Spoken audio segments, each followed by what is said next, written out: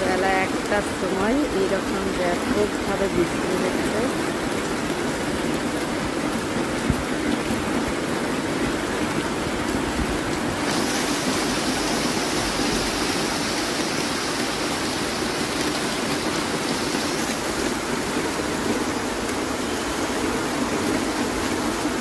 খুবই বাজে লাগে, কারণ হচ্ছে আমার খুব ভালো, সবসময় বৃষ্টি আমার ভালো লাগে না। মাঝে মধ্যে বৃষ্টি ভালোই লাগে, কিন্তু সবসময় বৃষ্টি ভালো লাগে না।